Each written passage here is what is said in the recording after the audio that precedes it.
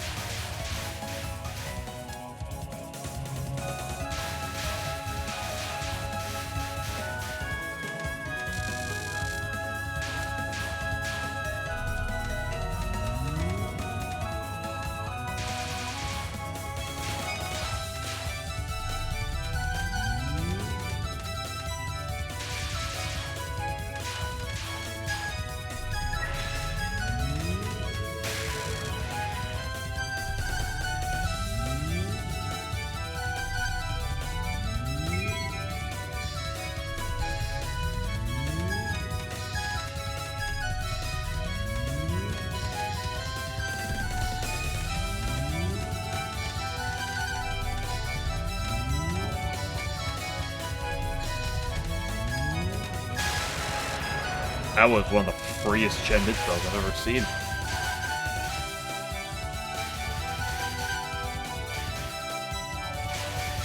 Very simple waves, no difficult lineups.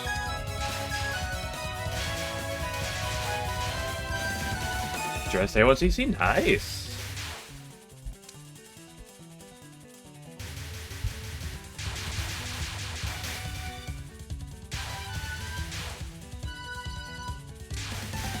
SA is a fun one, but it's also tricky. SA Stage 1 is one of the harder ones in my opinion. I think one thing that makes SA kind of tame to an extent is its Stage 2 being not that crushing, although I'm only speaking from the perspective of a Lunatic player, but that Stage 3, especially with the bomb, with the way bombs work in SA, that Stage 3 can really take you down.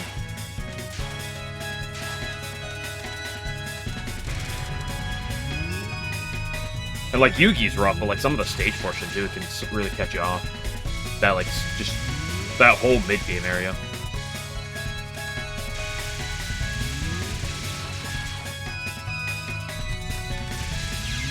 Yeah, ugly.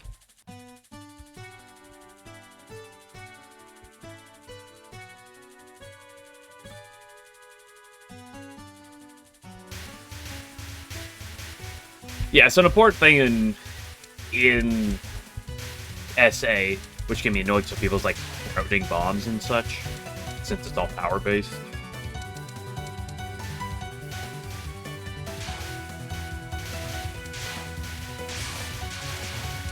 Especially if you know where you're going to get, like, power refunds, right? No, I don't think it's too bad. I mean, it's... at the bare minimum, it's a lot better than its sequel for 1cc's. Well, LOL-K is a weird one.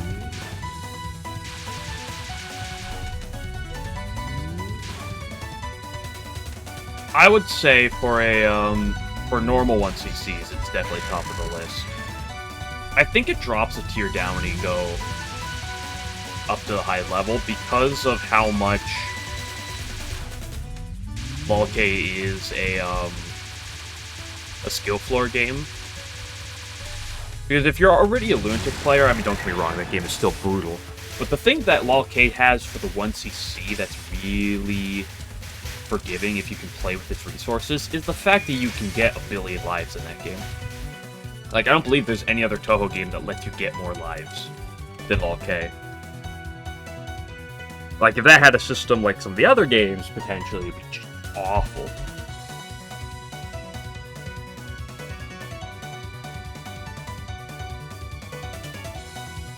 Yeah, in fact, for no bomb stuff, I'm like, whenever this game's over, SA is the one that I probably want to go to next.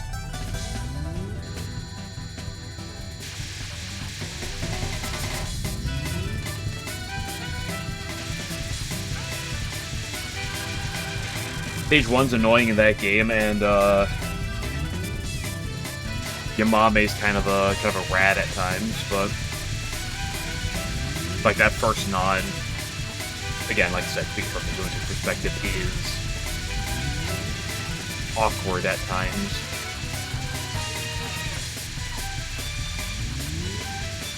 But that mid game, I love that mid game, and because of the bomb system, I actually like during my 1cc times I got good at it. Like, that's one of the games I got better at, because I never, like... I mean, I bombed a bit, but I was never too much of a bomber, so by the end of Stage 3, I maybe have bombed once or twice. Like, it took a while before I was, like, consistently willing to bomb on, like, Parsy's final.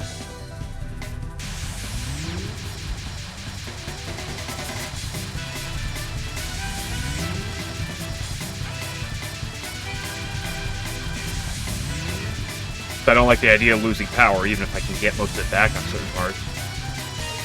So, like, so much of that, like, Stage 1 through 3, even up to the Orin mid-boss of Stage 4, like, I got pretty good at.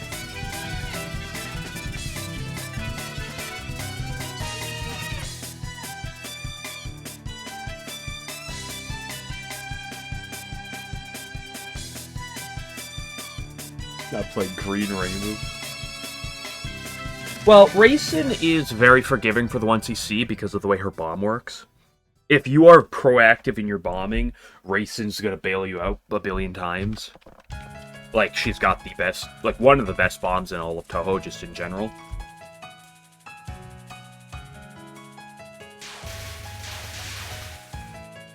What's up, Toaster? I wouldn't say SA because Law K is a very brutal game. Like, there's a reason why the top-end Law K runs are, like, regarded as either the hardest or, like, second hardest runs in Touhou.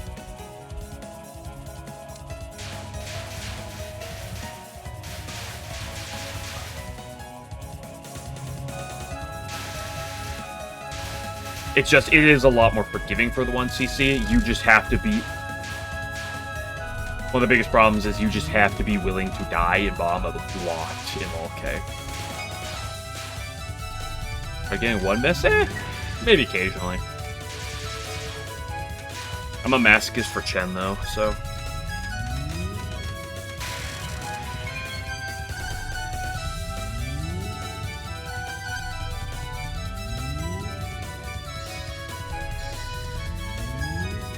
The joke.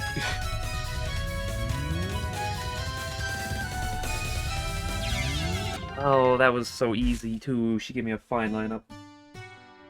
Oh, yesterday was bad.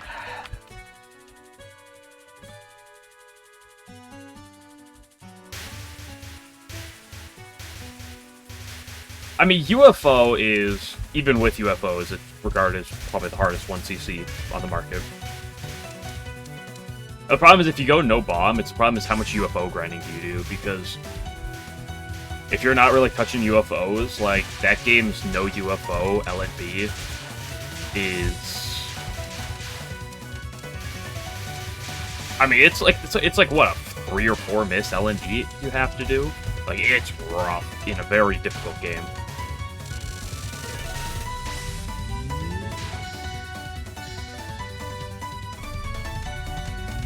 I mean, by the end of UFO, I got good at routing UFOs. But not everyone wants to do that. Not everyone likes it.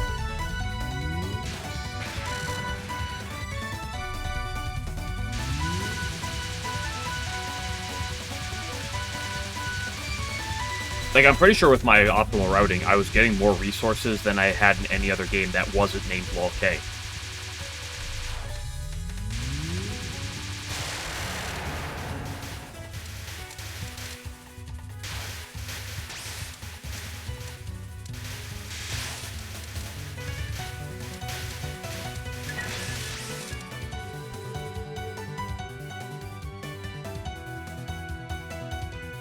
I wasn't a sucker for it. I never really did like that much DDC routing. That's also probably because I didn't spend a ton of time on the game. At least not as much as I did on UFO or LOL K.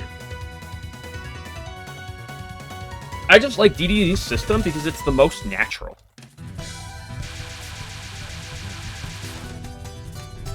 Oh, go to the top of the screen, collect things. Okay, you know.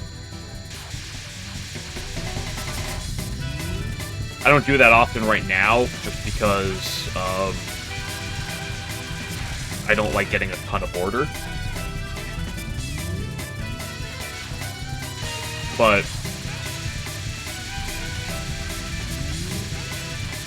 like, for the 1cc type of thing, like, for a lot of the games, you know, you clear a spell or something, you just go to the top of the screen, collect shit. Like, it's a very natural, just thing. So it's very much, like, not... So, that's why I always said I like DDC's life system, because it's just so normal with what you do in Touhou.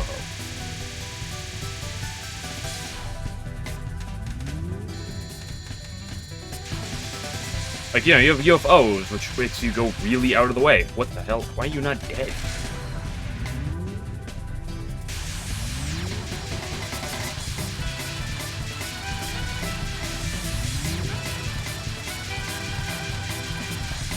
It took me a bit. I kind of want to go back to TV, but if I did, it would obviously have to be no trance, because I just don't like the trance system.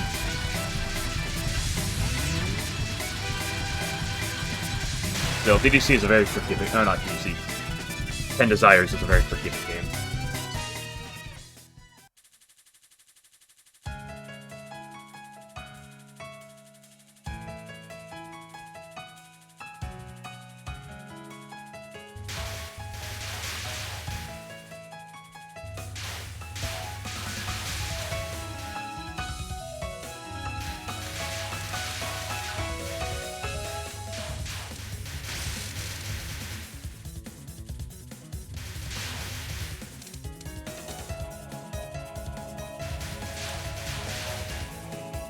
That's why UFOs and 17's Beast Spirits were always my least favorite for like the light system, because they're like by far the most out of the way. Like everything else still is fairly in the way, but those two are just so far out of the way.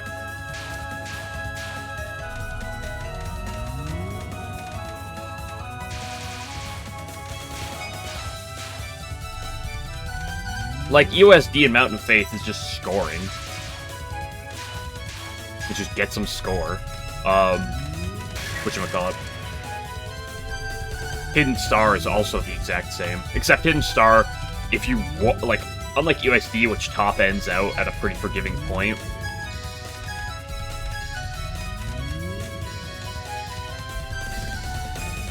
You want to get a lot of lives in, Hidden Star, you're gonna have to learn some scoring stuff.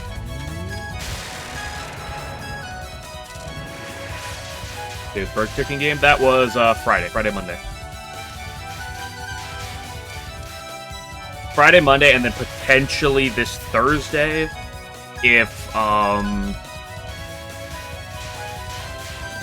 stream Tuesday, Wednesday, Thursday, which I hope to this week, because I'll be gone this weekend. But if I stream Tuesday, Wednesday, Thursday, then I'll push it up to doing Mystia on Thursday.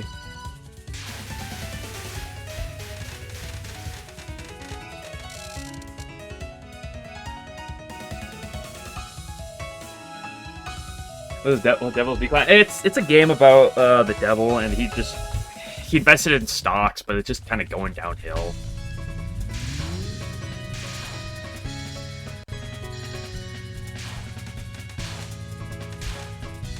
Pretty sure it's a remake.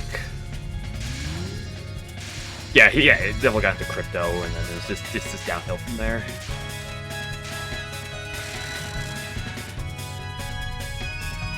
I'm pretty sure it's like a remake of a previous thing, but I remember seeing a bunch of people play it earlier this year, because I think this version came out, and I heard many good things about it. It's a JRPG, everything I like, and I was, why cannot live this nod to save my life? Or not nod, this spell.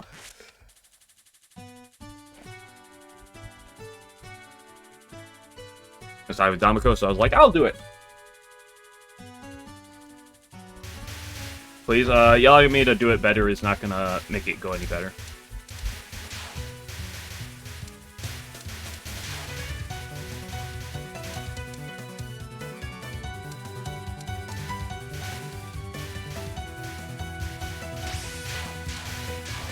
Asking, well, regardless, asking is not gonna make it go any better. It's pretty damn.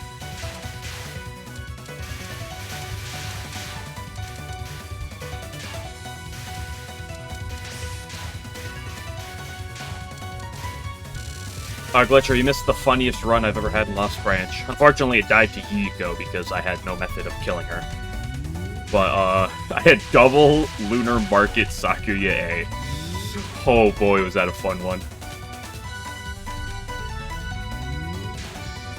Yeah, I just didn't have the damage generation. I probably would have lived Megamoo, maybe even Tenchi in all honesty, but... I just inevitably got to a point where I had so much blockage, I just had no damage output. And I just stalled. She couldn't kill me with direct damage, but I could kill her.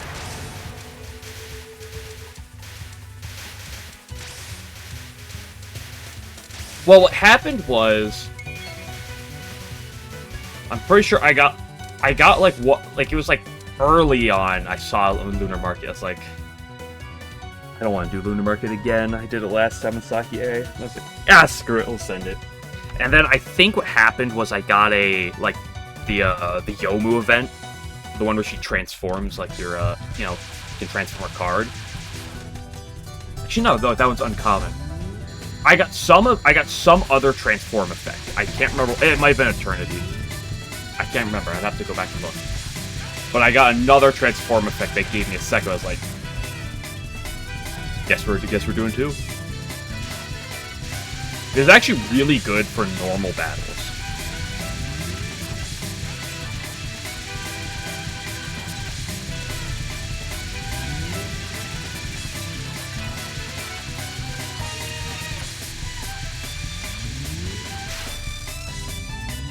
And then we played Journal A and then got a winning run.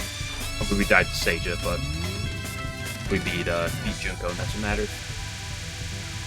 I actually got Seija down pretty low, too. Turns out, double Letty, like, double early game Letty, pretty damn good. Like, when you can play one Letty early, and then, like, draw into the other, play it, trigger both of their ultimates, you just kill every normal fight. It's ridiculous.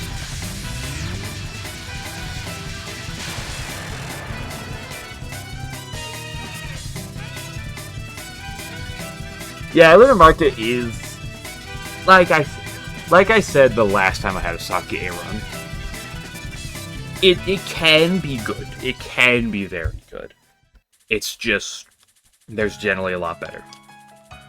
But I used to have a very low opinion of Lunar Market. And my opinion is, it is a card that is definitely usable. And can win you situations pretty easily. But it needs something else to provide a hard carry aspect.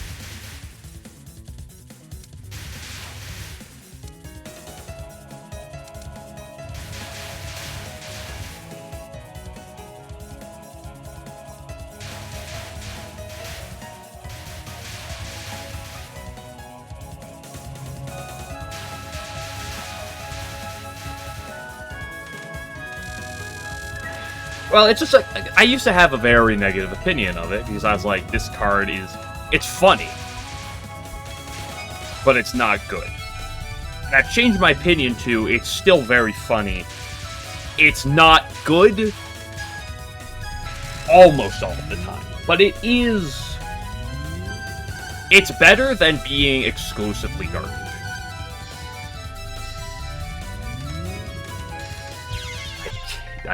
I'm gonna go get some water. I'll be back in a minute.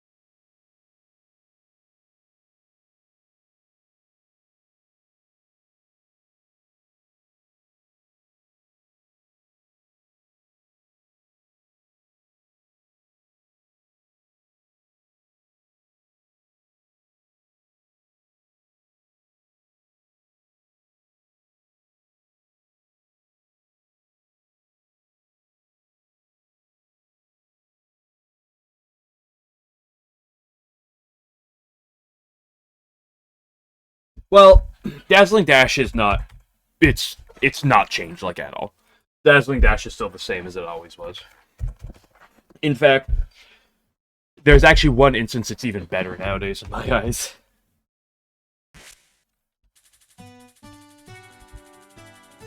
Yomu's got some fun stuff. Yomu does have some really fun stuff. But the only thing that Dazzling Dash's nerf did was it nerfed its base form. Which, the thing is, if you get it, especially in Act 1, you're never playing it when it's not upgraded. So the difference, because, like, when it's upgraded, it still costs the exact same as it used to. So it's essentially just, like, the same.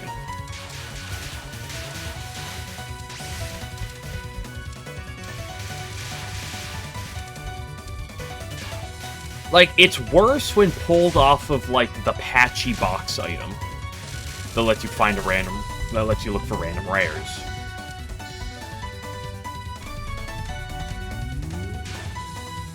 But it's actually more consistent off that one Kaguya white card that lets you spend, like, 5 mana to look for 5 mana cards, because it makes it more likely to find Dazzling Dash off of it. So it's technically a nerf to the card, but it going from 4 to 5 when not upgraded is such a marginal nerf. Like the card is still functionally the exact same. You upgrade it ASAP, and then it costs 3. Basically never use it. I like it occasionally, because it's a fun card. It's a very fun card.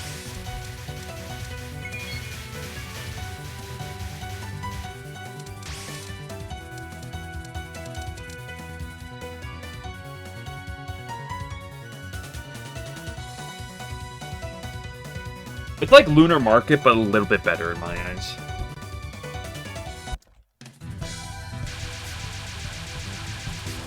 Especially because it's really good at rounding out whatever you need to do. That's the thing I really like about it. Because more often than not, you're not like, your cards aren't going to fit your mana exactly like the way you want. Like, you're not going to be like, I need 15 block, I have exactly 15 block worth of cards to spend my mana on, and then exactly enough attack to, like, round everything out. It's like, that sometimes exists, but it's usually not perfect, and that Kaguya card is really great for, like, rounding out mana. It's not nuts by any means, but it can be really good.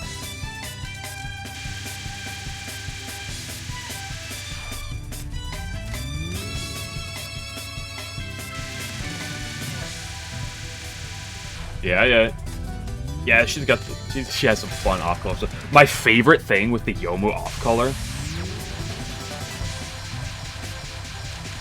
is I love the blue Yomu. Because blue Yomu has a card that makes it that every time she deals a hit, inflicts cold. Oh boy, you can do some quick damage with that. Like the first hit you do every turn is 9 damage essentially, and every subsequent hit is additional 18. New version of Doppel, the one that gives the first card you play is essentially Echo, or it plays twice essentially. I have played with that card once. I don't know if I had it on stream. I think I played with it like once off stream.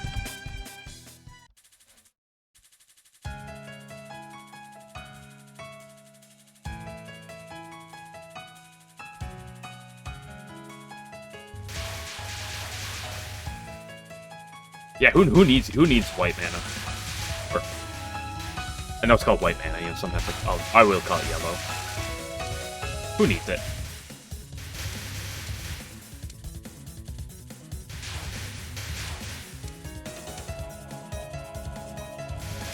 Yeah, I played a little bit this morning when I got up before I was like, I should edit videos.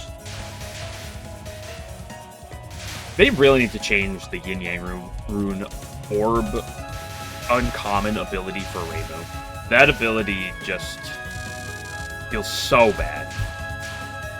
It's the one that, like, you lose a life, it adds a Yin Yang to hand, and every time you play Yin Yang Orb, gain 2 temporary firepower spirit. I just, that ability feels so bad.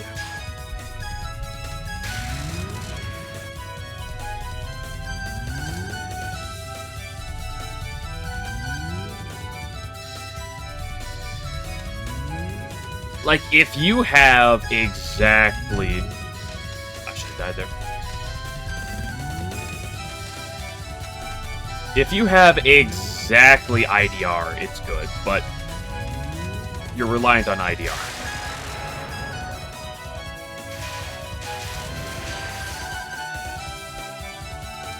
The other situation it's potentially okay is if you have the things that, like, make Yin Yang Orbs upgraded upon being, like, summon, or things make it cheaper. That's so, like that requires so much.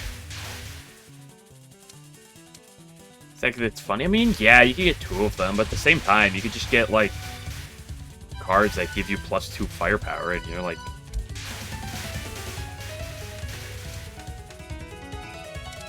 Because the problem is you have to play a Yin Yang Orb to even get the effect of proc. So you gotta spend 2 mana on that. And then if you wanted to get the stack, you gotta play another one. And that's 4 mana at that point. That's half your turn late game.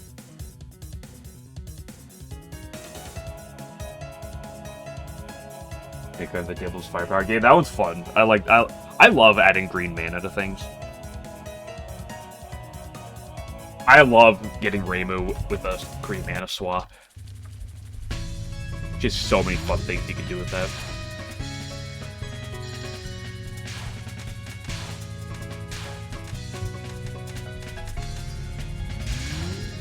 Green-red is probably my favorite combination in the game.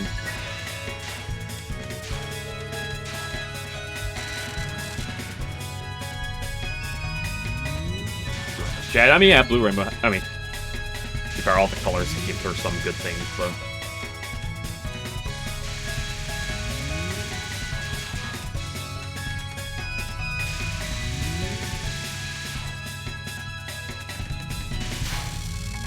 Green Reimu is always my favorite way to play Reimu. If you get that one, like, green card that deals AoE damage and heals you to life, it makes it cheaper. And then you get full Moon Pomkle in. Love that.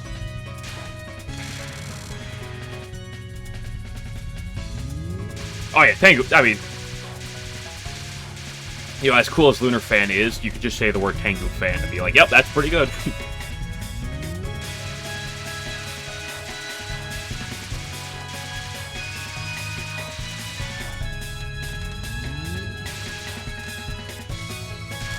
I love red-green, that like gets a bunch of great shit going, and then you get the Gensokyo past and present as well. What hit? I guess I just was further to the left than I thought I was. I really thought I was in the middle of those.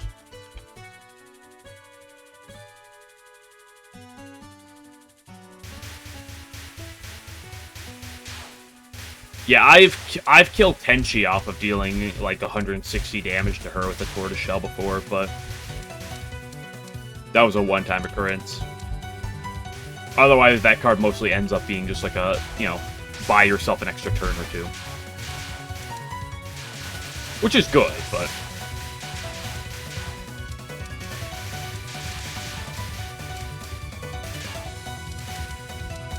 I'll see a card I played with a little earlier that I just... It's a cool card, but it's such a card. Is that like the... I don't even know what it's called. But it's the Animal Spirit card, the one with Yuma, Saki, and Yachi on it.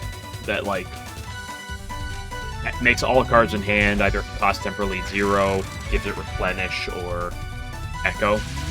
I really like that card. It's such a card. You'll have to see. Well, yeah, because it's also, what, red, black, green? I think that's the color for it, so it's not something you see.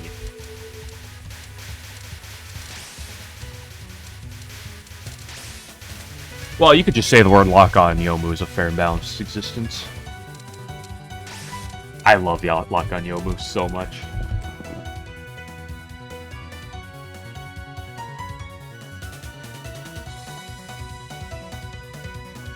Yeah, well, it is sort of flawless, but the issue with it, with the Tortoiseshell, is certain things like, what's her face? Sage's first attack just, like, basically says, oh, I don't care about it. And certain multi-enemy fights can make it awkward. Because usually the small enemy attacks before the big enemy.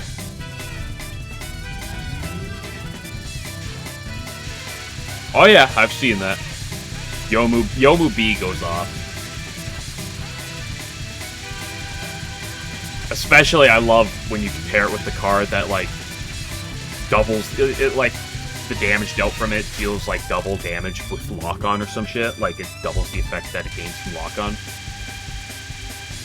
So you just get, like, massive 150 damage nukes. Yes, like I said, that is an exception, but it does make Seija really annoying for it. And also, it's awkward against Junko. That's another one that makes it awkward. But again, like I said, there's just some multi-enemy fights that really make it weird.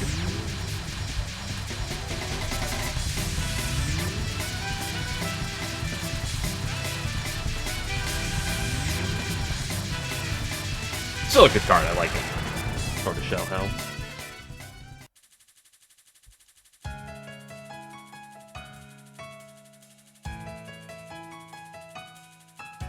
Cancel? I doubt it. Why would they change that effect? Specifically because the card is so bad. Like, why would you nerf it?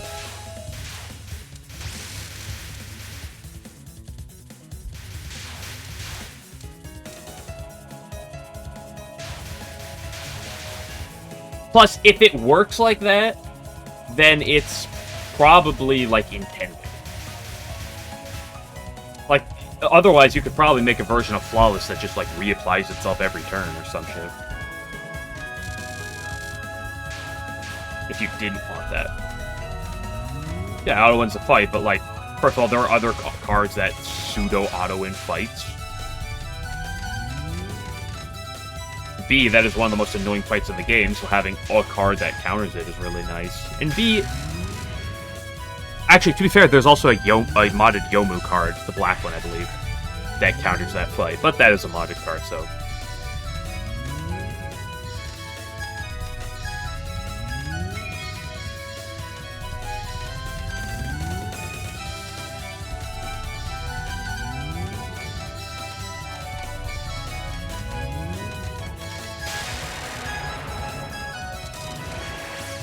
No, the Komachi card doesn't have Exile, because that one also just goes off. That one does not have Exile.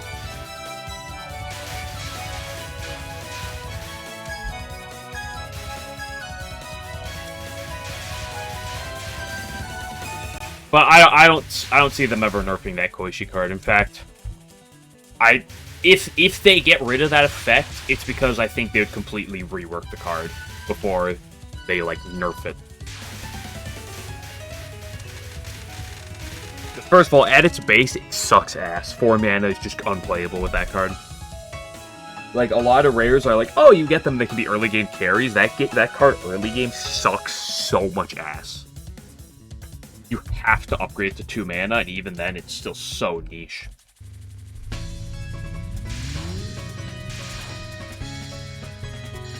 Like, it's such a little Timmy card. Where it's like, yeah, it can do some really cool things. But those really cool things it can do are they're so, like, Disney World. That's like, you're never gonna get it to work in a way that's worthwhile.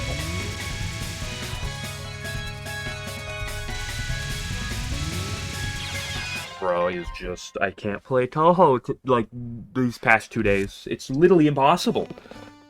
I sit down here for an hour before I stream. I'm literally beating Chen perfect. I'm beating Alice perfect. I'm going through it.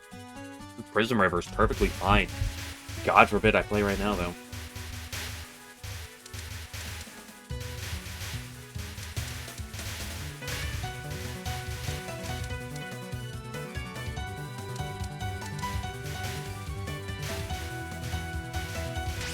Well, the problem is with that Goishi card, too, is, like... You ever have it where, okay, you're fighting against Tenchi, and then you draw it the turn before she like makes Flawless, so it's like, well, you're not gonna get any value off of that anymore. Like, okay, you know, turn 3 or something, or I guess in the fight she does on turn 4, I believe it is. Here's her Flawless. Oh, but you drew it on turn 3. Guess you don't get to steal her Flawless next turn.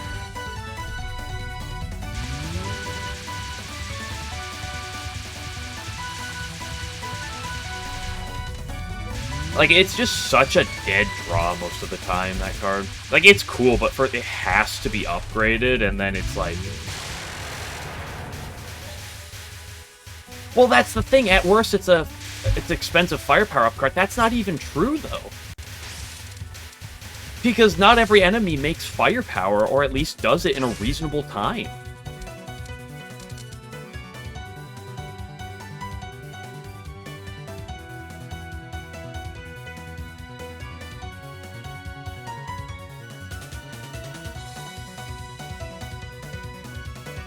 I mean, yeah, well, you stealing firepower does get rid of their firepower, so it's like, it does have some effect there, but like...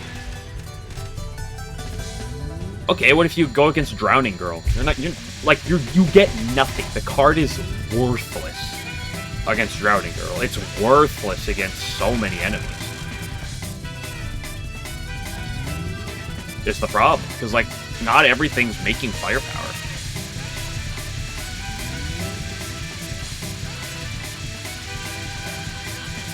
Does it inflict the bias firepower down? They did. They might have changed that. Because I don't think it had that originally. Because I'm pretty sure it was Steel Optical Camouflage, Graze, Flawless, and up to 3 firepower in Spirit.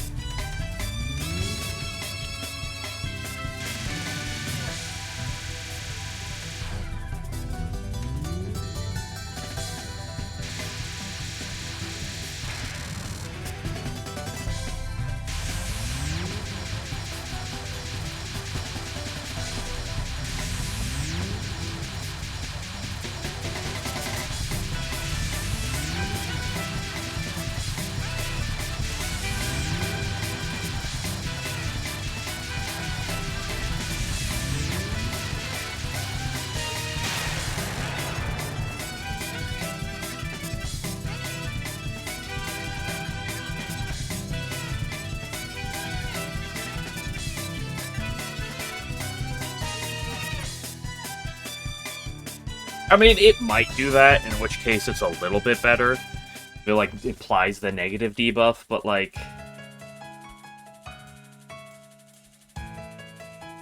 I think it makes the card a little bit better, but I just still don't think it's a... I mean, it's a cool card, in theory. It's just such a...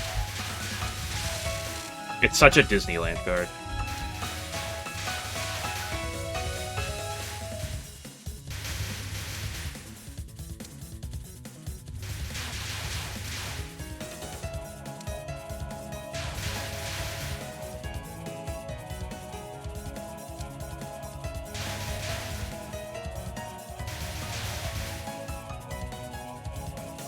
Trust me, Multicolor Reimu is probably my favorite multicolor character. Probably because she's the least reliant on her base cards, her base gimmicks. So she ends up being the most fun in my eyes. Okay, with a bit of an exception, she's kind of reliant on trying to hit an IDR.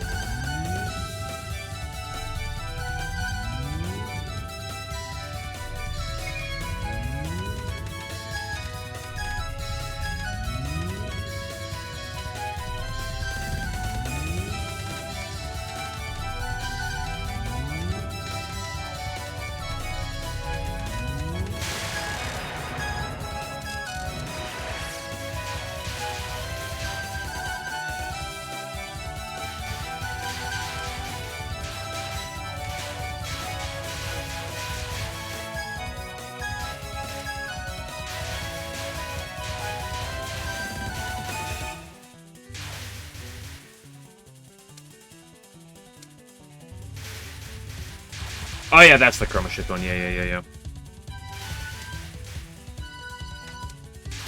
I mean, it just makes you multicolor in the sense that it makes you not what you usually are, right?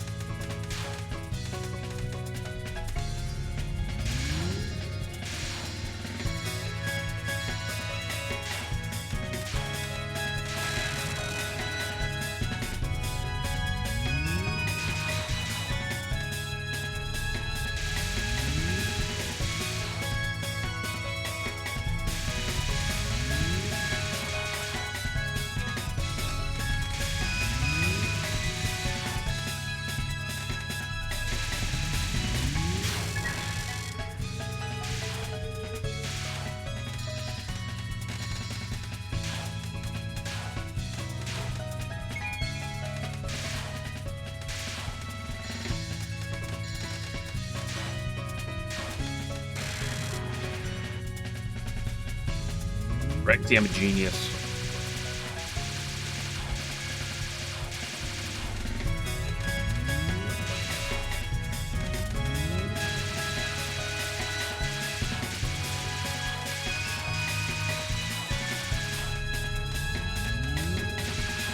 No, to be fair, simply the effect of stealing is sort of just giving them minus firepower because, you know, it's a 6 firepower swing if they have 3 firepower, right? Because it's giving them minus 3 and you plus 3, so it is a big swing, but...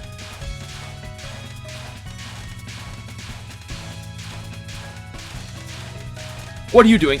Oh, she went right and then cut back left so quickly. Get out of there.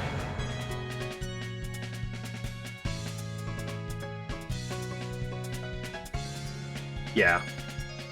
Like I said, it's a cool card. It's just, unfortunately, it's just not that good, broadly speaking. It has its niche circumstances, but those are really niche.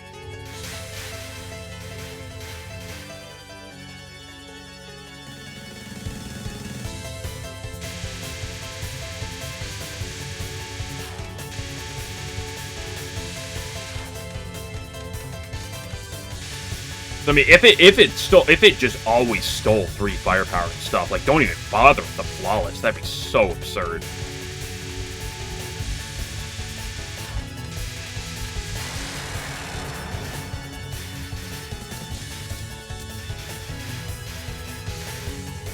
Like, you can make a rare card that's 5 mana.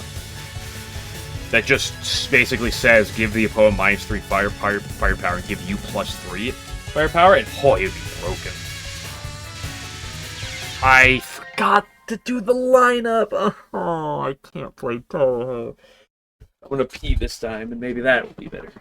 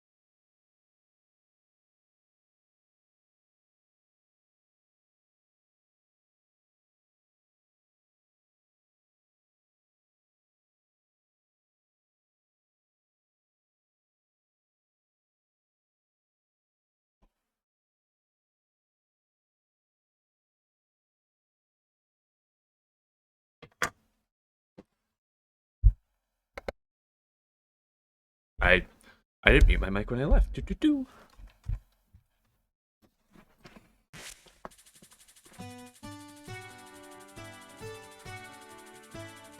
Get that in the pocket. I don't think it's even when if you finish a fight in Act 1 and you see that card upgraded, like it's even upgraded, I still don't see a world where you should take it.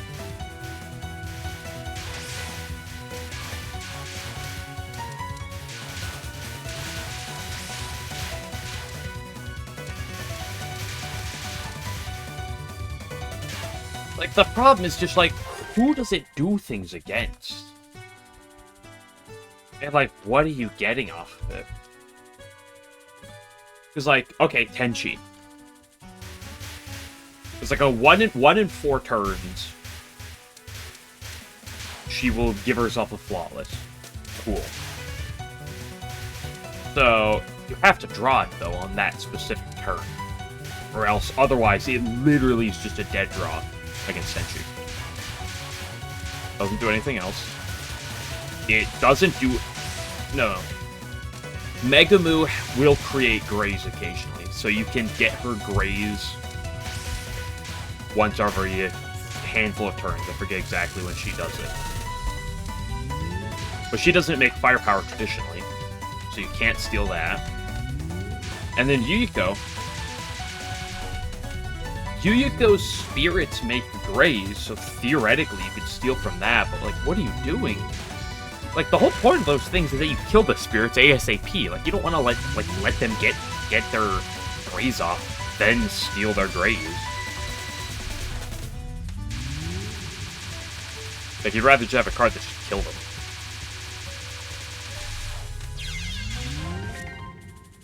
Yeah, just kill the ghosts. Like, you don't want to let the ghosts get their attacks on. And then, like the Act 3 bosses, what did it even do against? Oh, Herden, thank you for the raid. I appreciate it. We're just suffering with some Touhou 7 right now. Painfully.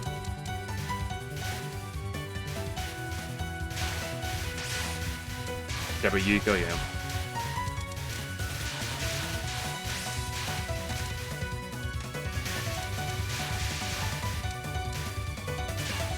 It's like Remy will make Flawless. Does Remy even make firepower? She also does make some grays, so you can steal either or, I guess. Junko creates nothing, right? So it's a completely dead against her.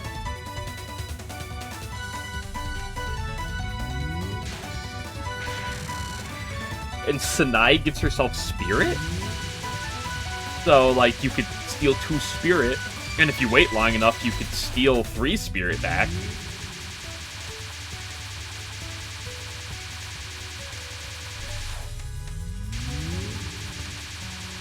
Does her firepower directly count as firepower, though? I don't actually know that about Junko. I'm usually not paying too much attention.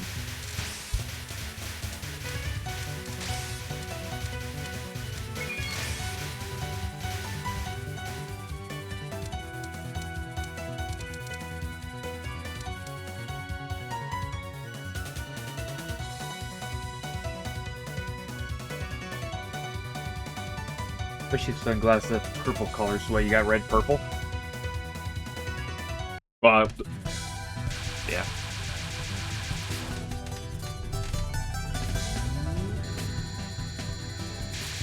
I don't know, I hate to say it, but like purple Reimu is always like the least interesting of the Reimus in my eyes. Not that it doesn't have its funny things, but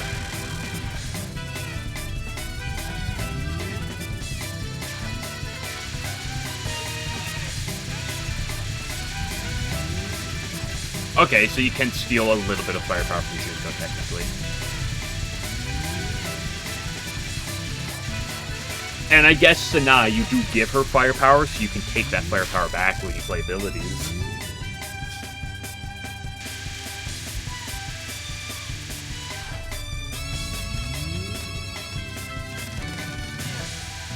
I just don't see that card ever being like in its current state. Like, it's a card that you might get, like, you might be fine with off of, like, random effects. Like, you get that patchy random effect. Like, you hit it in the moment, you're like, oh, it's so good here. But, like, I just don't see that card ever being a reasonable take otherwise.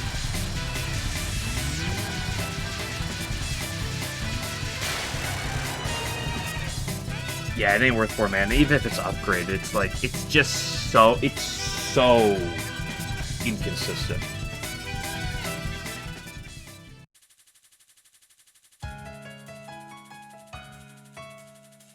Because its use cases exist, but, like, how often are you getting value from this that are better than literally anything else you could be doing?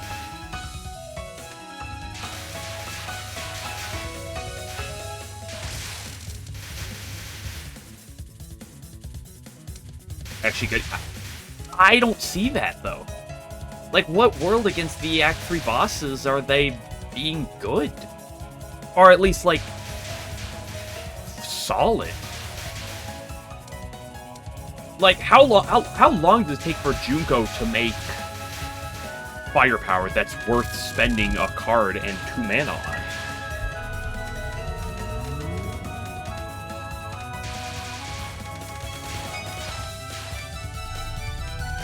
And Sanai, like I said, like, you can offset her +2 firepower per ability occasionally. Like it'll counter 1.5. But like, and sure, you can counteract the spirit, but if you want to get the +3, you have to wait a whole spell card cycle, and in which case you're, you know, good decks can usually get her to half her HP by that point. It's like, okay.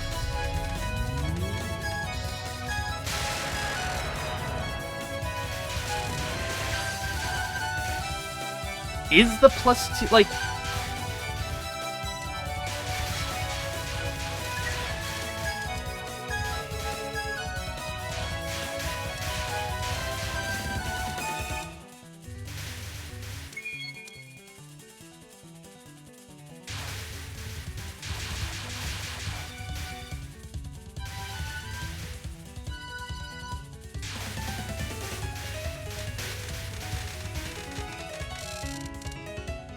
Yeah, so I mean, but it's sort of +2, because if you count the -2 as inevitable, you know, it kind of resets you back to where you should be spirit-wise, but...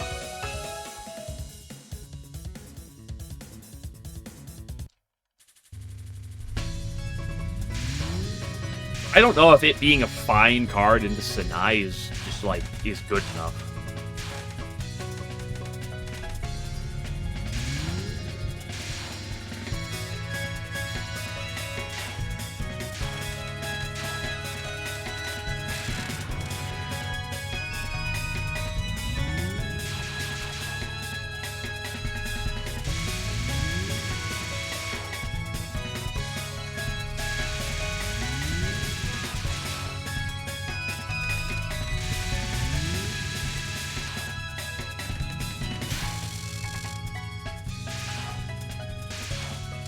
I mean, like I said, I like the idea for the card. It's just... it's really underwhelming in terms of practice.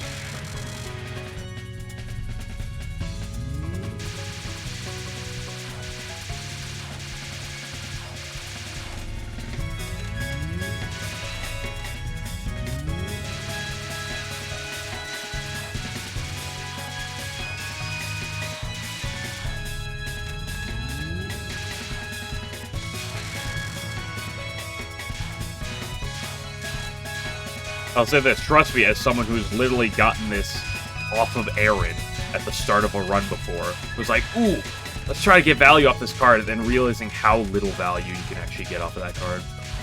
It's really painful. Ooh, I had a little bit of slowdown there for a sec. Runs invalid.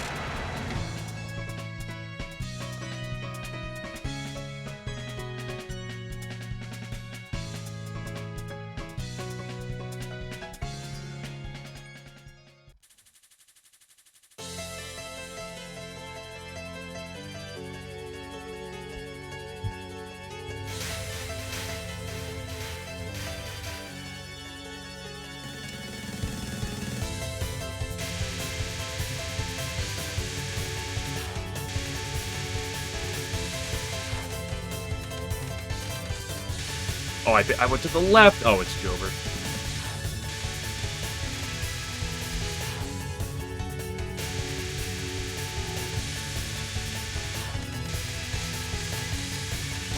I'd probably like the card if it was A, cheaper, and or B, just not a rare.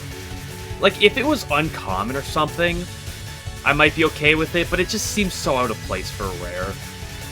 Like, Koishi has some really cool rares, and that one just feels like it's a lot sadder.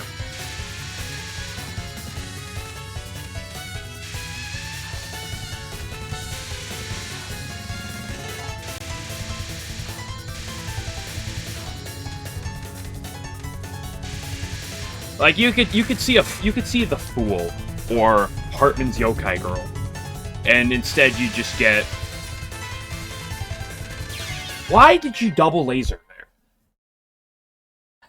Not even every line makes a laser yet. 2? Unbelievable. Fool Glade? Dude, Fool is literally one of the best cards in the entire game. I'll say this by like a large margin.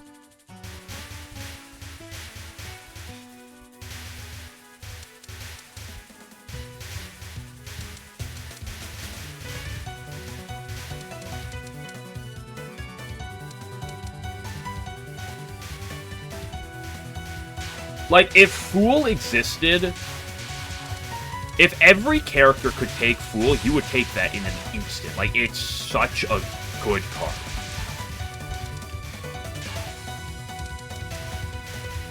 This is real, it's straight lies. I mean, okay, let's just... Here's the thing. It's 2 mana. Okay, and it's not like it's colorless mana, so it's 2 mana you have to spend its respective colors for. So that's awkward, I guess. But at its base, it lets you see 4 cards in your deck. You can cast any of them for free, or for 2 mana. Upgraded, it lets you see potentially 8 cards in your deck. So it gets you to whatever you need, which is a big deal, especially when you have thicker decks. Like, it's 2 mana for very consistently more than 2 mana. Well, it is 7 card. It's scry 7, but it's essentially 8 cards, because if you scry all 7, it will go to the 8th card, right? So it can let you see up to 8s. Right? You look at 7, you know, you can scry down to that 3rd card if you want to play that one. But if you want to, you can go all the way down to 8. It's also not exile is a really, really nice thing. So, like, early on, it lets you just, like, very quickly set up for cheap. Because, you know, you have those 4 mana, those 5 mana abilities or something. Suddenly being able to cast them for 2 mana is great. You cycle right back through your deck. And then, on the next go-around, just being able to play your, 2 mana, 3 mana, 4 mana block cards, or block or attack cards for 2 mana is always so nice. Especially with, like, Koishi B, who relies a lot on, wanting to hit your follow-up, your big follow-up payoffs. So potentially letting you deck thin some other things out of the way. It's such a good card. Like, the Fool is... The Fool is so good.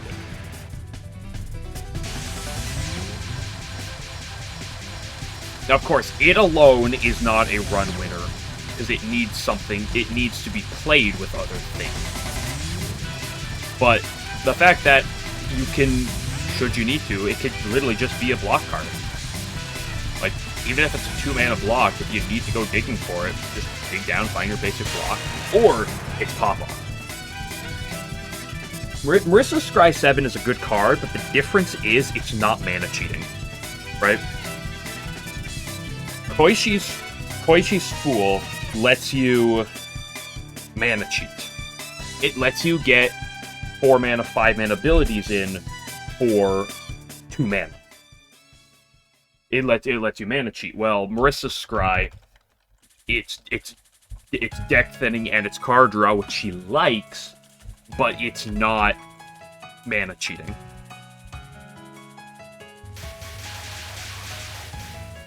Crystal Mirror. Crystal Mirror is the one that lets you, no, Purple Mirror. What's Crystal Mirror? Because Purple Mirror is the one that lets you duplicate a card in your deck.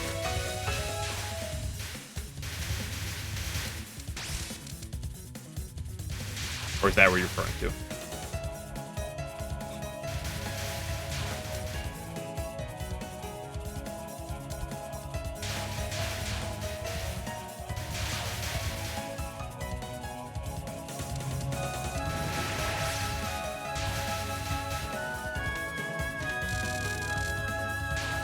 Because, like, the only time, and I mean, this is an occurrence that can and will happen, so it's not like it's out of the question for it to happen, but the only instance the Fool is, like, actively detrimental is if you ever have an empty deck. Or if you're left with maybe 1 card left, and it's just, like, not a great hit. and you don't have any card draw to, like, reshuffle your deck.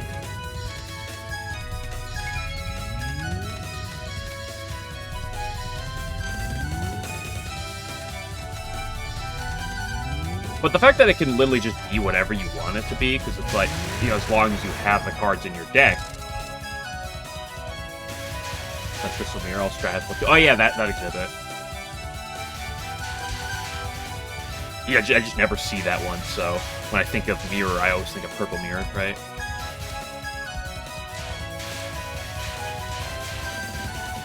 I mean, it would definitely go off, because getting to see an additional 2 cards, it would make it so its unupgraded version would be significantly better.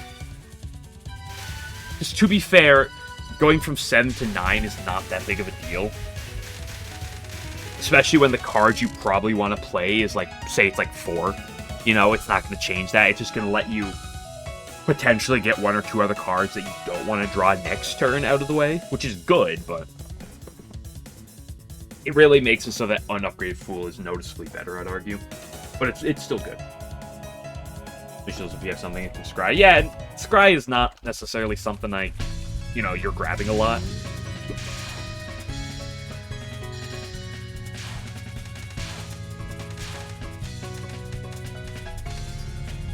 You know, Marissa A has this basic scry effect. And otherwise, like, you know, there's the Seiren card that's blue that lets you scry. Like, those are the most common scry things. But, you know.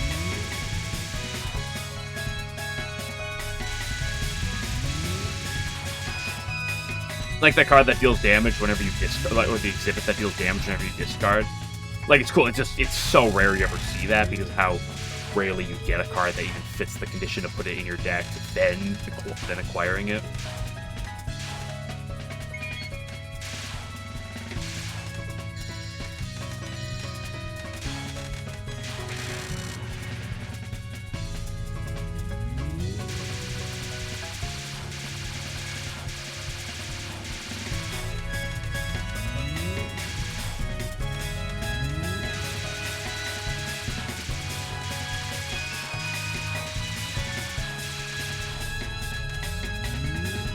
Because one of the biggest issues you come across with the Fool is you have too many things you want to cast with it.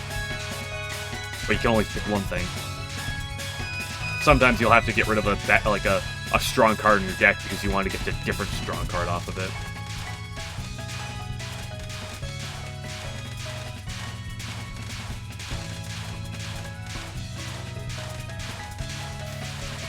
But if that's your concern, then it's usually not the most stressful thing. Notebook damage does not wake up Dormy. I don't know how many times I've ever had the Notebook.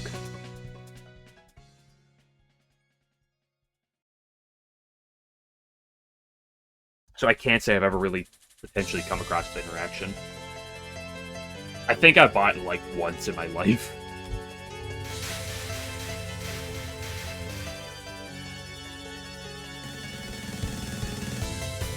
Literally killed you once. Well, maybe you should have just like done enough damage to wake her up.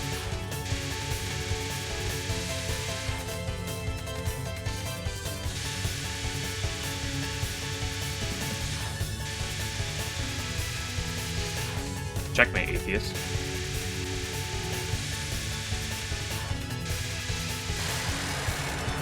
Don't like... L mana cheating. What do you mean mana cheating killed you once?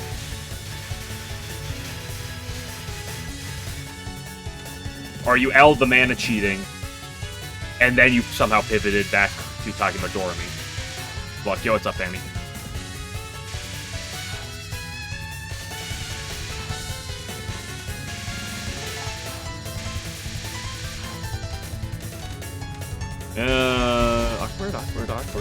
Awkward? Okay. I still live that way. Okay, don't do this to me again.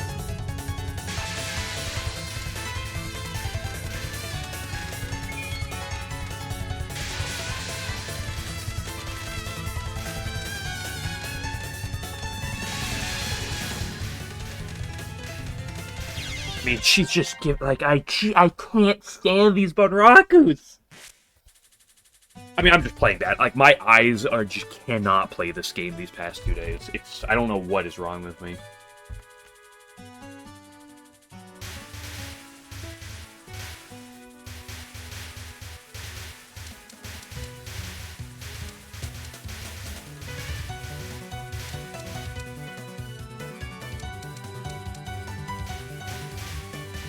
Sounds like you need to have more black cards in your deck. SMH my head.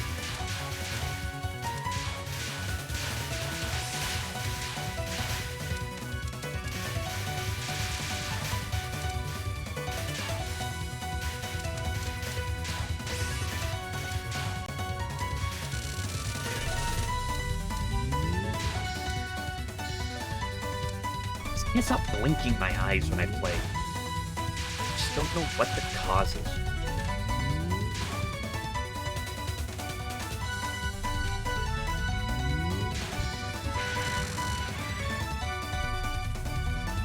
Yeah, well, that's one of the things I've always said about Hartman's Yokai Girl, is it's a very good card, but it's awkward because it's put on, you know, it's awkward because half the time you'll find it is Koshi A. And Koshi A does not love that card. So it's kind of a Koshi B card. But you have to be careful not to put bad things in your deck, because it will kill you.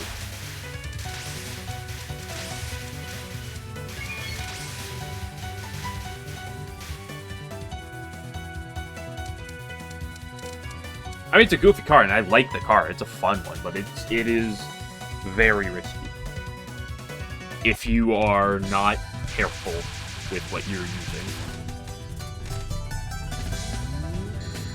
Like, if you take it, you need to not have passion cards. Or have enough things that take you out of passion that you can always have confidence you can counterplay it.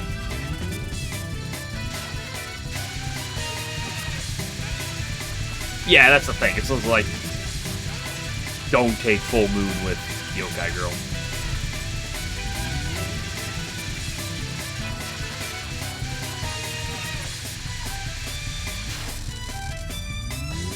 Or at the very least, just like, don't play Yokai Girl immediately. Like, wait. Just hold the card. Maybe just don't even play it, like, immediately. But probably just don't take the two together.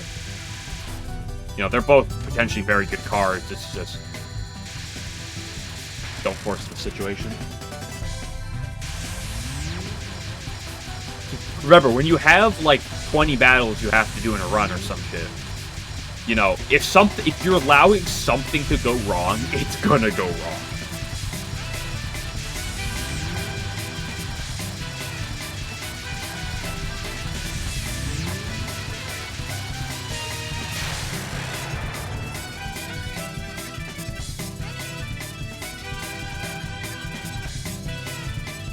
Listen, just because I know it says the words "you die" if you play improperly, but, like, it's not that scary.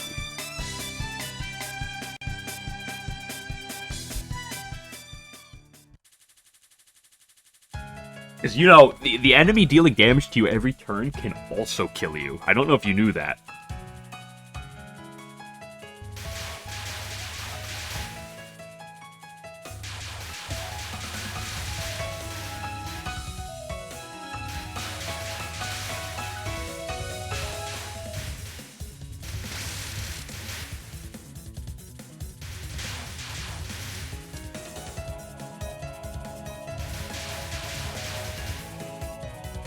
People see a card that says deal 5 million damage to all enemies and accurate, but you die after this card goes off, and people are like, oh shit, what if it doesn't kill everything? Fuck, it's gonna kill me. Gosh, guys, it says the words I die. It's over. I don't think I can play this.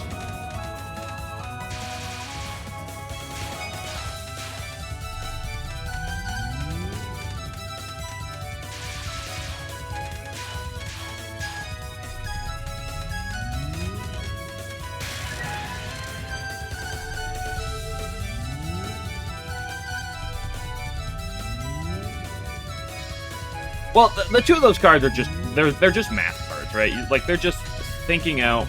You know, you really just have to know everything out with Event Horizon, and through a full moon, and then just say, hey.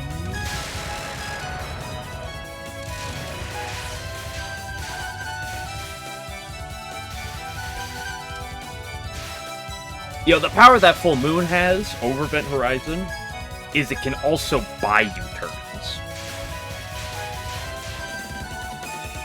Right? Because if I know I'm in a position where I literally only need 5 cards to win, play full moon, and it just buys you turns.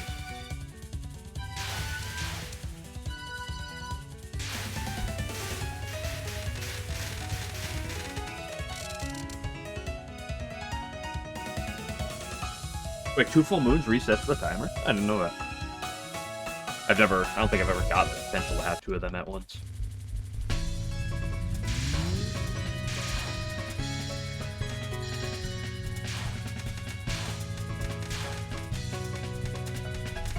And then people will also be like, yeah, but like it's bad against Seija.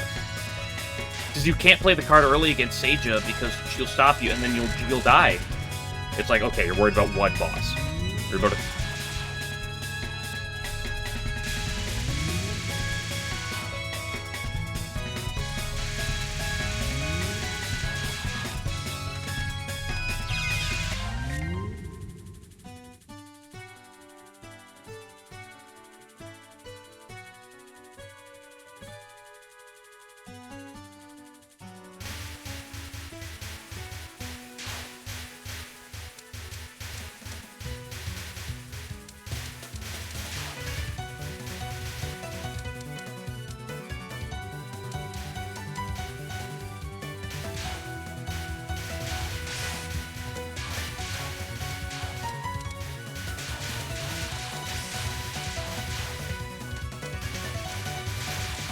One of these years, I'll be able to play Touhou again.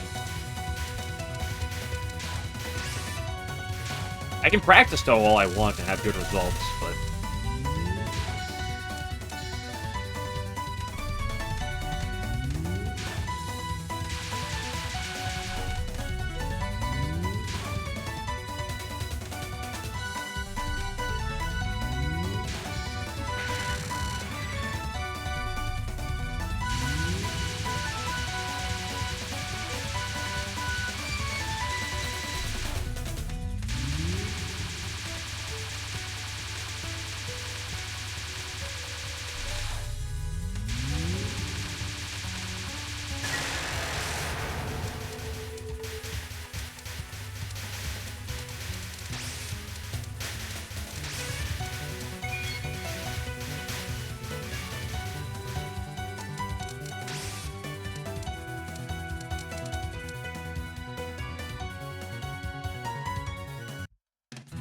It's like fighting Doremi, and then getting a nightmare added to your hand, and you'd be like, I have to play this immediately.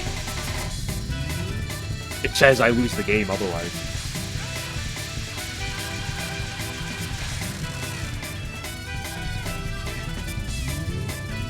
But nightmare's usually fine. Well, the thing is, you can have 3, and you can have 3 without them doing a thing.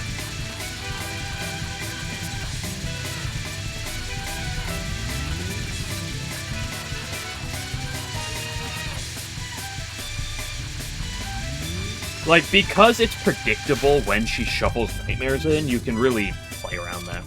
Like, she always will shuffle them in at the same time, so...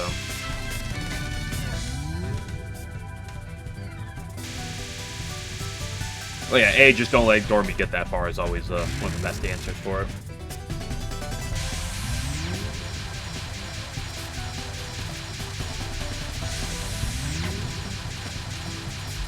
But, you know, not every deck can deal 400 or 500 damage or whatever it is in, or like 400 damage in, 4 turns, and then she cycles once, she starts shuffling nightmares, and you're like, oh no, oh really, they're gonna kill me!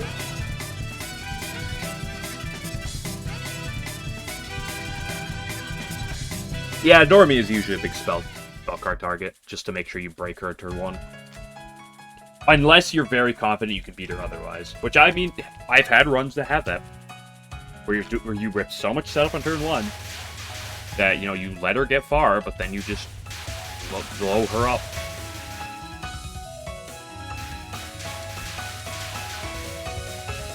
I've let her wake up naturally and just killed her in literally like a turn or two. I've had that app like that. Like I got that achievement pretty early in playing the game. Now it's not a common thing that you want to do. Usually, you wake her up turn 1 because, although to be fair, waking her up turn 2 is not the end of the world usually. Like you have to understand that there are going to be circumstances where, you know, it's actually better to not waste your resources and let her, you know, wait a turn, and then you have the ability to just kaboom.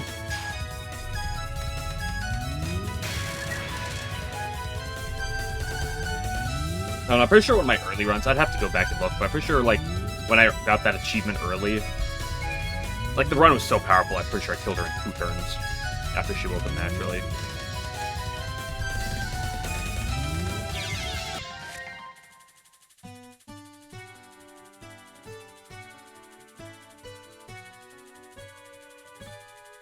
We pack it up. No, I still got 30, 40 minutes.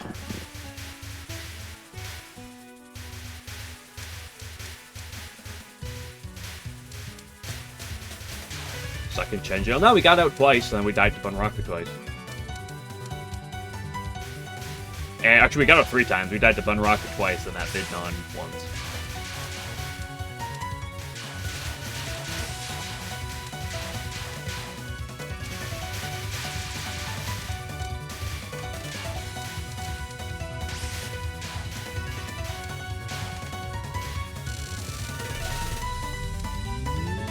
I don't know what it is. There's gotta be...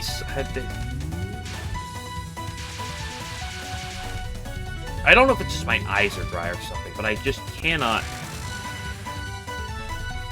keep my eyes open when I'm at my computer for a long period of time anymore.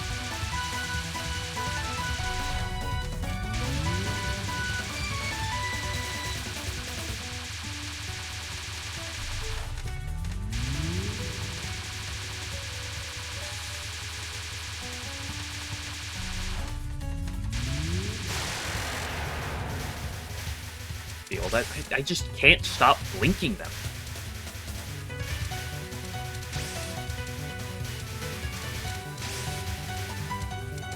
It's so annoying to stay, like, focused on something for more than a second.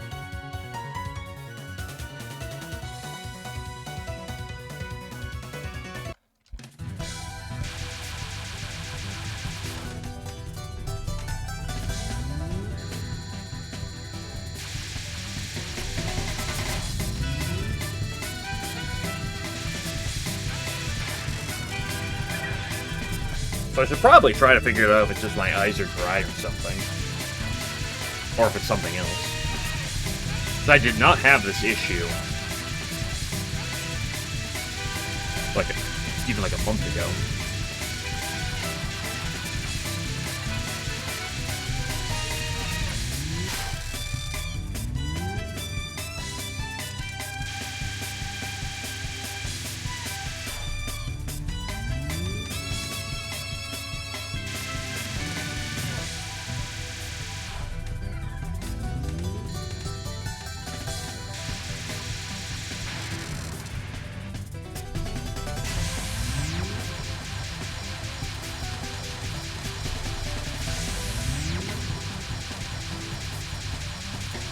Problem is from what? That's the problem. Because I only really notice this effect while I'm playing Touhou. Right now. Like, if marginally exists otherwise, I really notice it now. Reasons that are not 100% your fault. That's usually what happens. So washed up? I am washed up. I'll be gone for a few days this next weekend, because I'll be out of town, so... Maybe I'll get back in the sea. Maybe I'll be able to dive headfirst.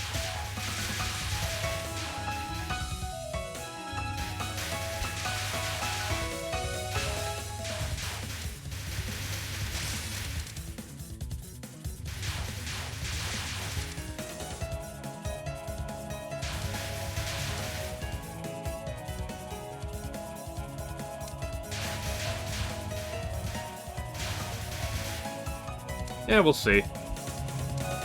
I also might bring my computer with me this time, solely for the sake of practicing, so that doesn't happen. But because I'm aware of the issue that happened last time, I think the odds of me succumbing to that again are less likely.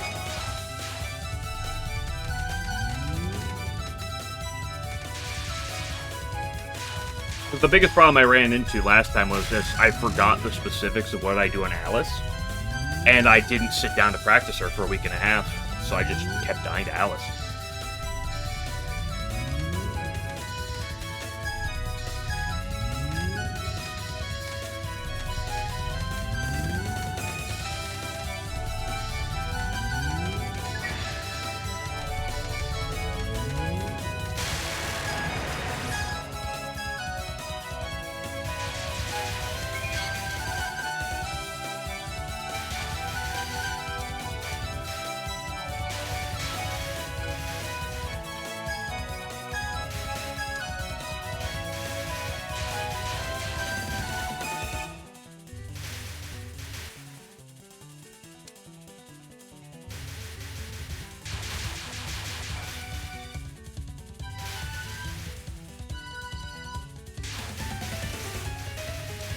Hey, I like Balto. Balto is solid.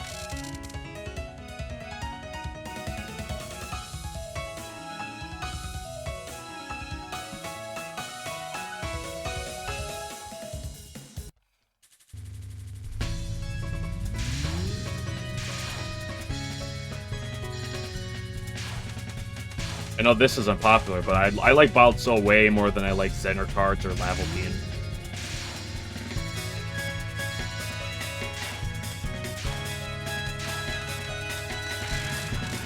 To be fair, I like more things that I like almost anything more than Lavalpine.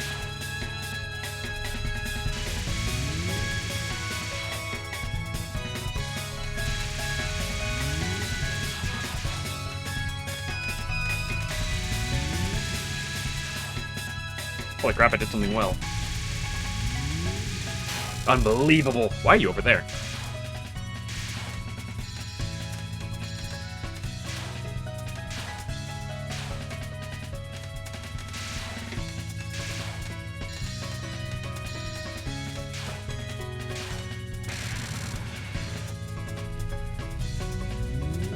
Same with blue. Let's go. Blue Reimu. I mean, I like Blue Reimu solely because of the existence of, whatever the one that begets barrier is. Game Glitch will probably have that name off the top of his head. I can't remember it. The one that deals AoE damage gives you barrier equals the damage dealt. Or the unblocked damage dealt specifically.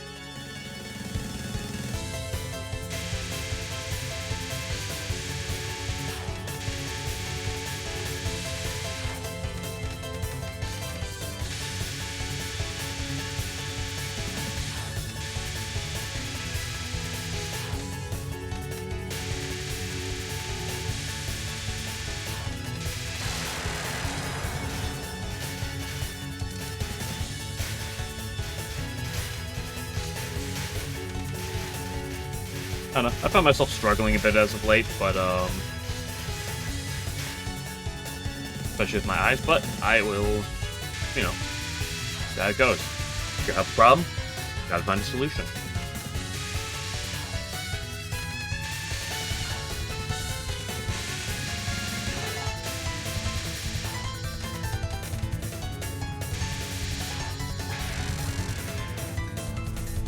The solution is that she gives me a very generous Bun Rocket.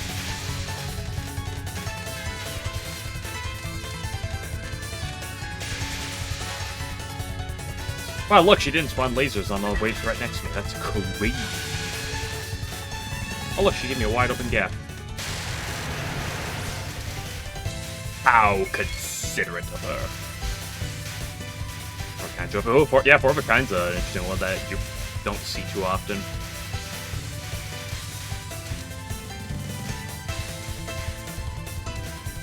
Because how often do you get red blue?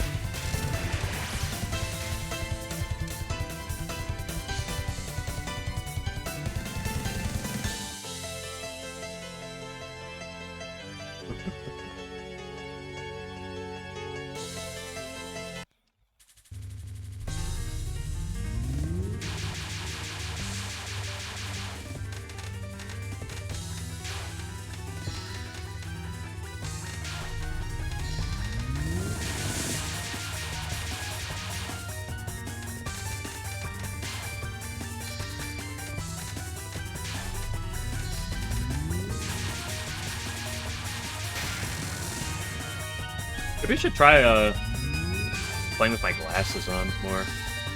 Maybe that'll help me.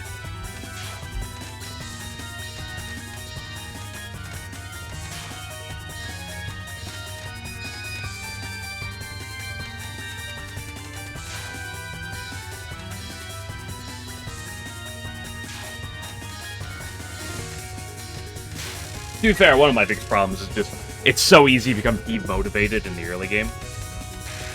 Like, you know, let's say one, stage two, it's so easy just to not be, like, super locked in.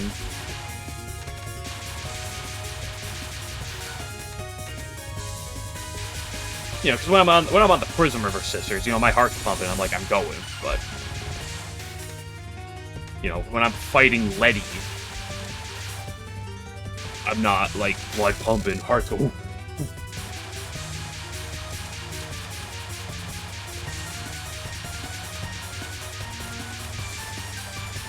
Although if I do want to make glasses like this while I stream sometimes, I might need to clean them on the regular.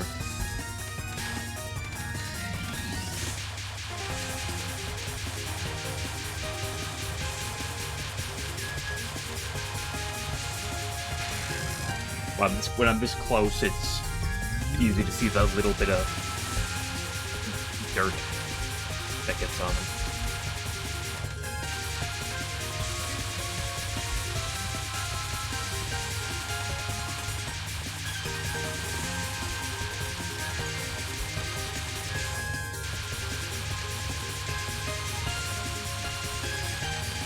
Although in all honesty, I think it's just my eyes have been really dry.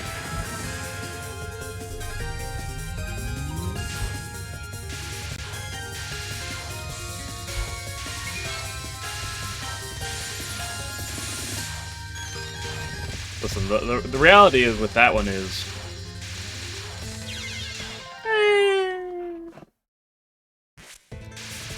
If I made it to Resurrection Butterfly in perfect pace... Like, I made it to Resurrection Butterfly in one miss pace, and that alone is painful enough in my heart.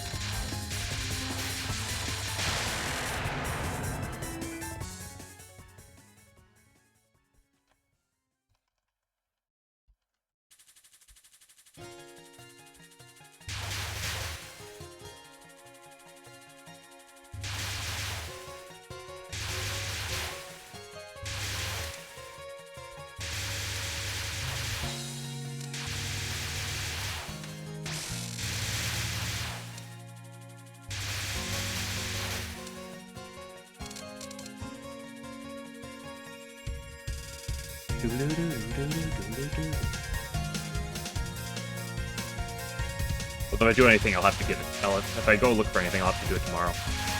Going out shopping, looking for anything on Christmas Eve or Christmas Day, you know? Speaking of Christmas, I did all my gift wrapping earlier. Everything's done. Everything's all ready to go.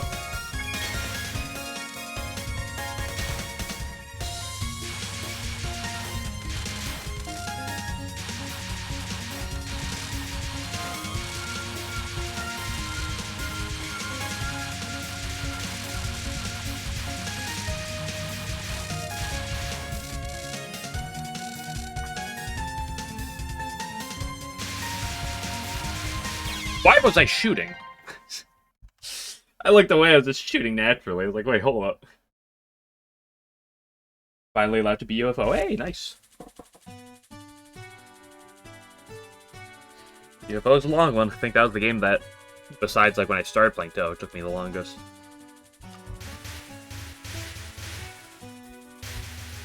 Because Byakurin and Sho are matches.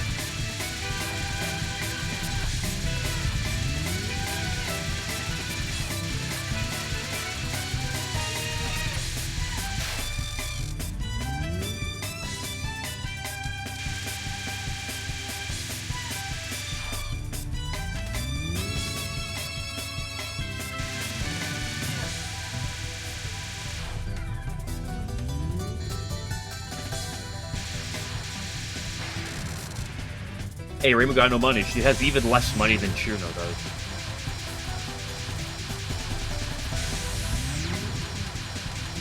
Which makes it great when Aaron offers to give her, What? I mean, why did I even go to the right there?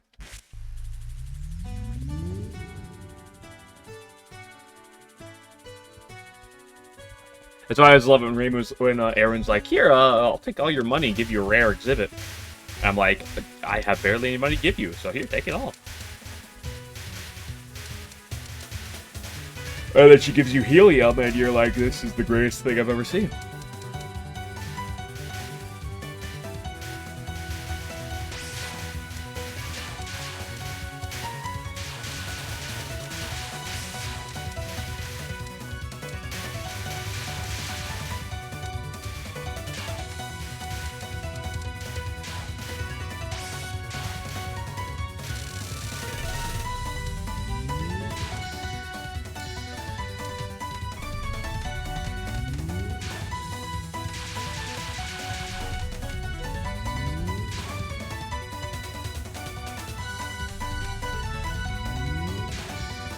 But do not fret, we will have bad days, and then we will have good days. It is inevitable.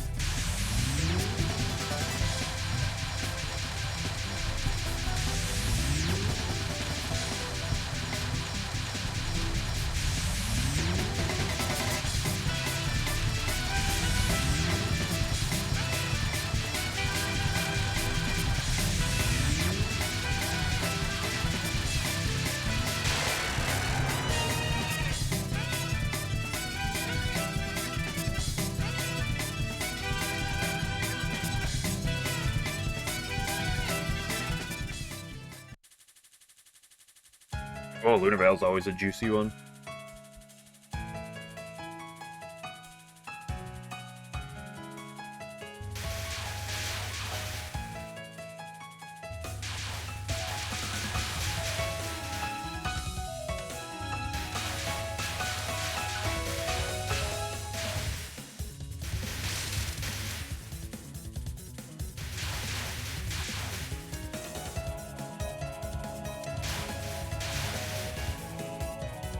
I had this conversation earlier.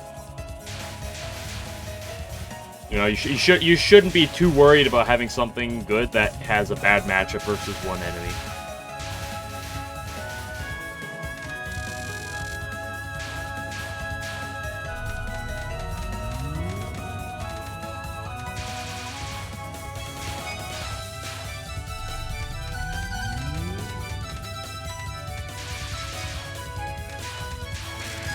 Like, you'll need to take things to help that matchup, but, like,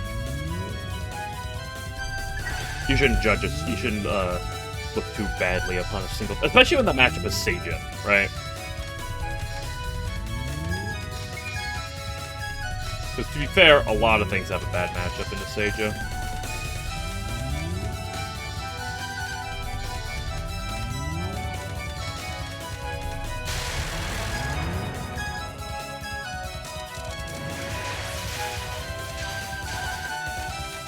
Why did I decide for that one?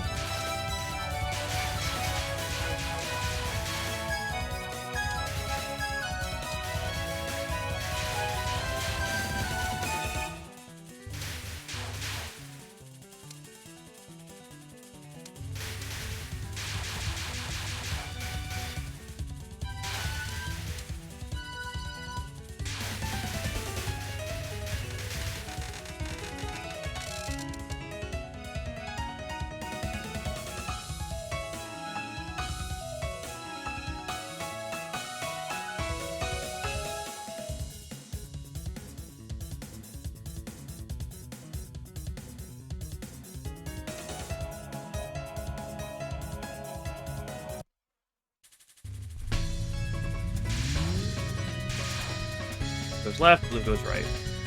Or red goes left, blue goes right.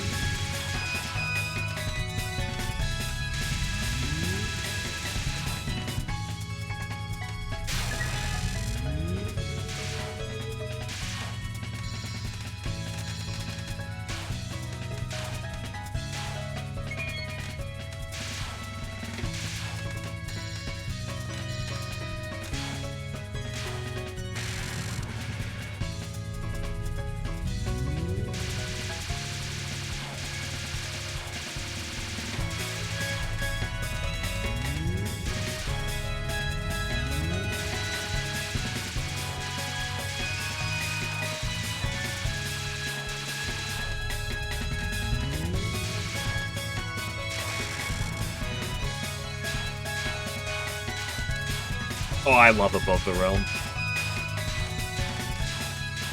That's the 2-mana card that lets you look for a random attack card, make it temporarily cost 0, right?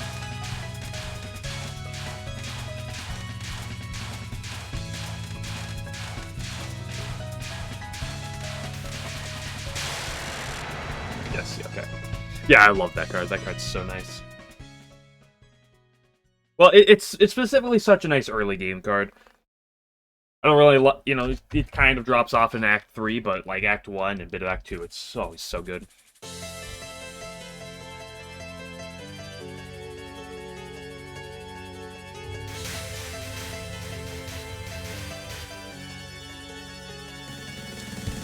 Like, when you get that card, and then you just get a free Fist of the Hakurei for, like, an early game enemy that you just one-shot with it feels so good.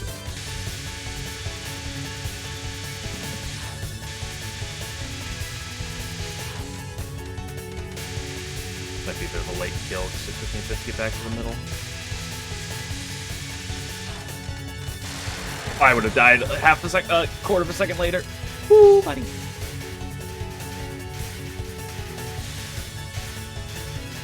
That was a long on one, but, you know, we played to the level we had to. That's all that matters. Remember the safe spot.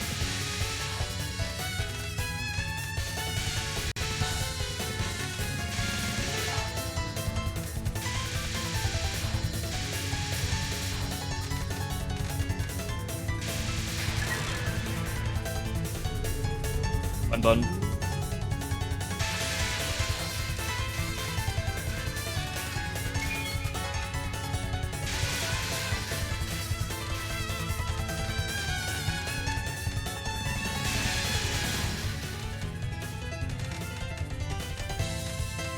Look at that. Sometimes she just doesn't even shoot any lasers.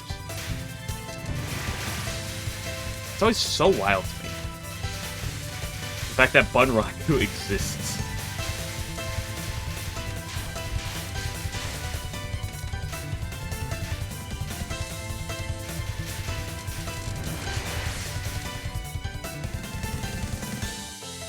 Kind of feels really nice with Iceberg's Blade. Yeah, I can see that. To be fair, Forverkind does feel pretty good with a lot of things. It just requires a lot of skill.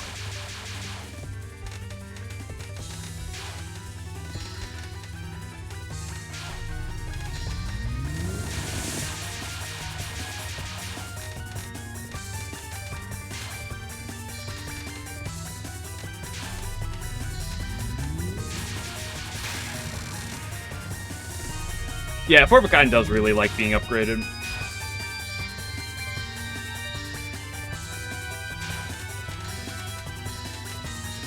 Very solid early. I wouldn't say it's necessarily cracked. I don't think it's like a top-tier card. Well, probably not. You don't see it enough for me to have a strong enough opinion. It is a very, very nice card. Especially if you get that, like, just a couple, like, multi-hits to work well with it, right? Like Iceforge Blade. Like, if you get those one or two cards to go along with it, to, like, really take advantage of the firepower you're getting, oh, I love it. Although, you could theoretically say that for most firepower cards. It's just nice to be able to get firepower and deal damage at the same time. Instead of usually one or the other. Ah, yes, Watermelon Knife. I got that card yesterday. It's like only like the second time I've ever like gotten that card.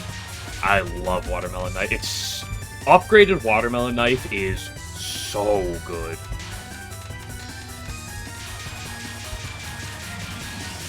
But you just never see it.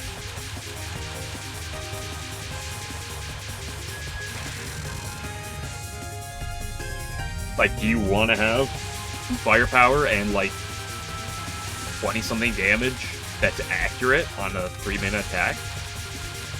Yes. Oh, you want to make it not have exile either? Yes.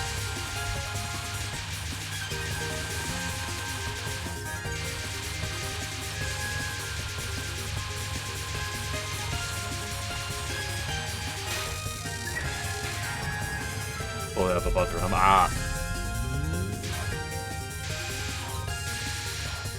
Well, that's the type of card that you see that card off of a random effect like that, and you're like, I want this card in my deck right now.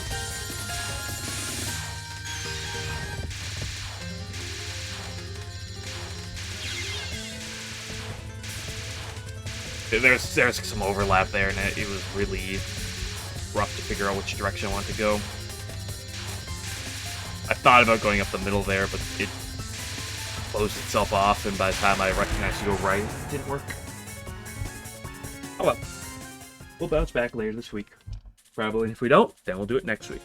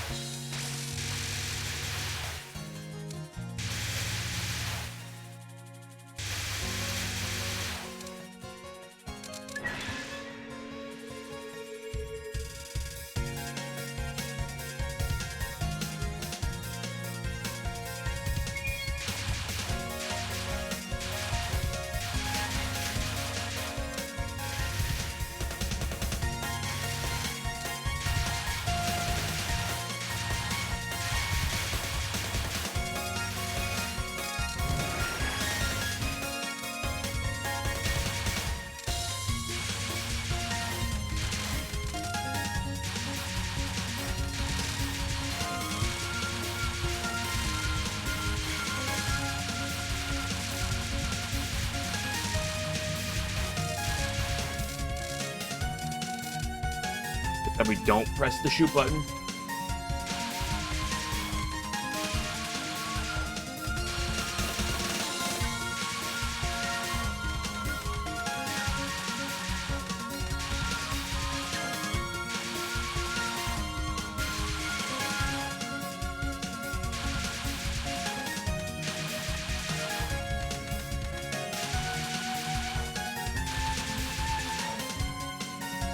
At some point, to make people mad, I should really just do a Lost Branch tier list.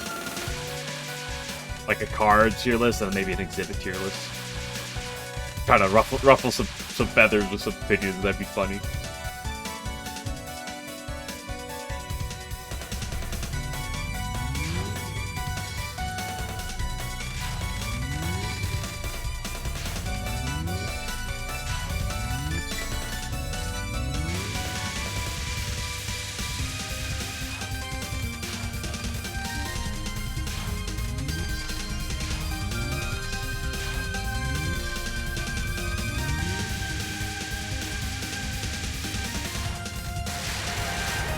Oh, now she gives me a good Lily White.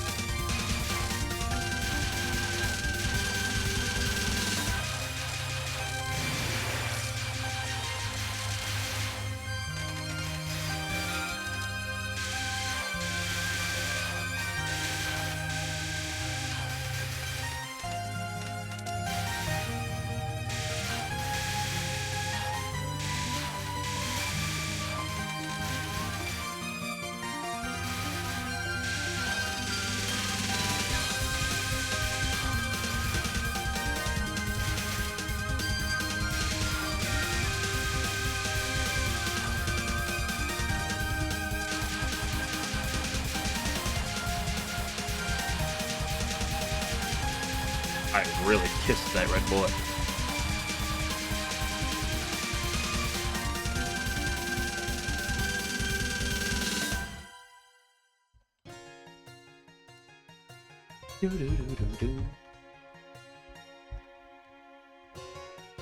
Hey, Lunasa. I'm here. Knock, knock.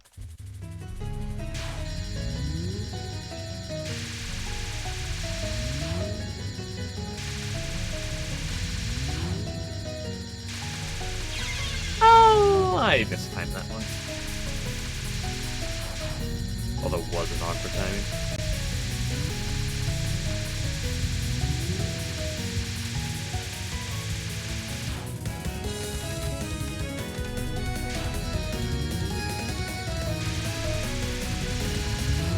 I have no damage.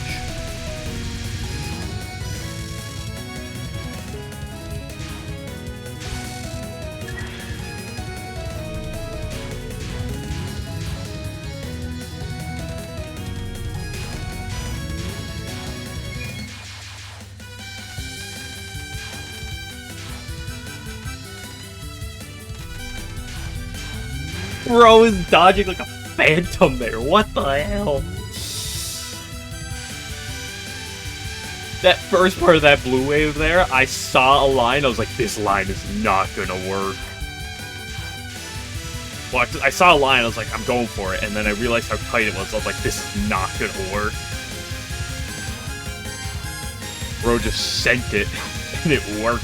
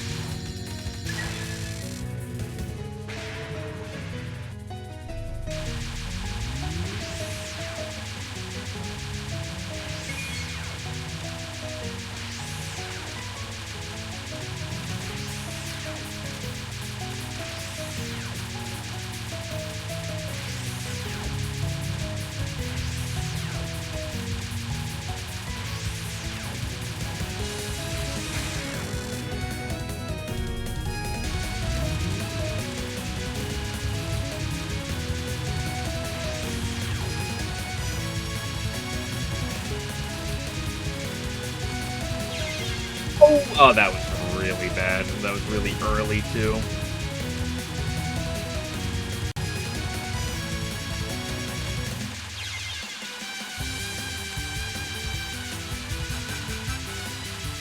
Back-to-back gross ones. Ooh! Oh, that was disgusting. Oh well. We'll take it. Well, I got some bit of optimism there at the end. And I will, we'll be back for more.